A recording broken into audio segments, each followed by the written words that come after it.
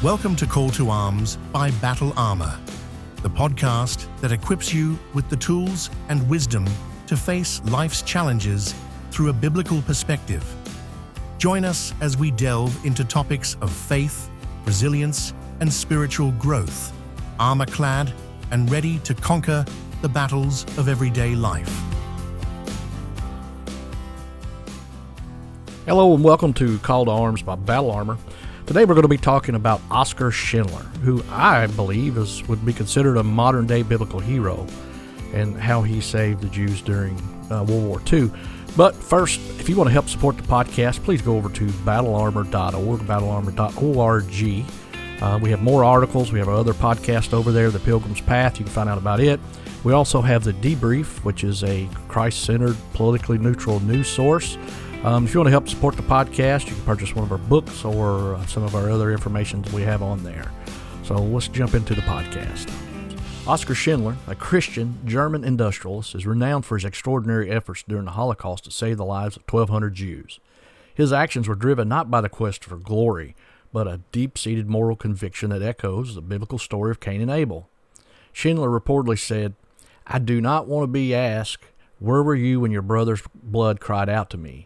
This powerful statement reflects the biblical principle of being our brother's keeper, a responsibility that extends far beyond family ties to our shared humanity." In the face of one of history's greatest evils, Schindler chose not to stand by as a passive observer. Instead, he used his position and resources to protect the vulnerable, even at great personal risk. His factories became sanctuaries, shielding Jewish workers from the horrors of Nazi concentration camps. Schindler's actions were a profound demonstration of what it means to live out the commandments, to love thy neighbor as thyself, as in Mark 12:31.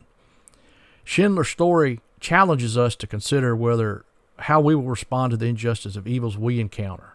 Like Cain, who tried to distance himself from the responsibility by asking, "Am I my brother's keeper?" Genesis 4:9. We too may be tempted to disregard the suffering around us. However, Schindler sets the example and reminds us that as Christians, we are called to take a stand even when it's costly.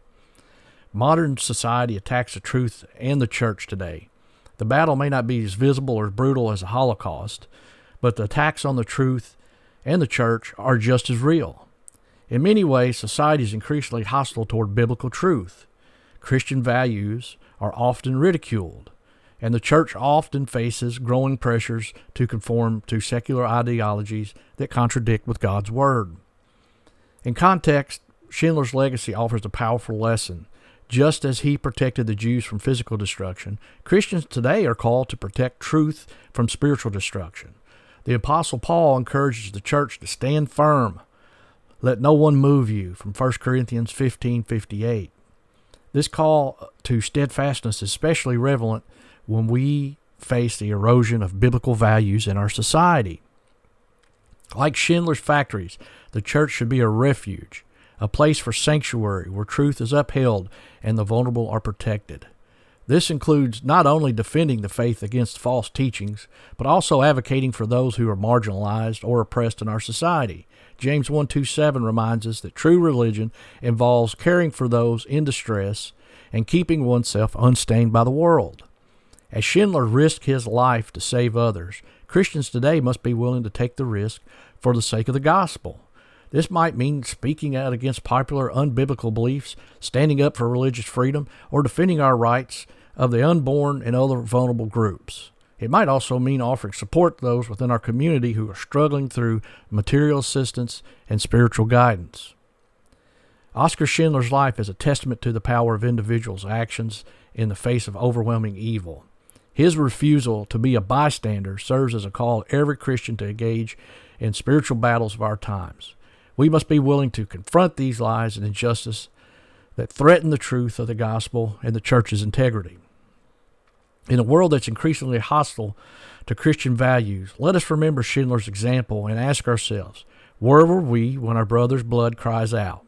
Will we be like Cain, denying our responsibility, or will we be like Schindler, who chose to protect and uphold the truth regardless of the cost?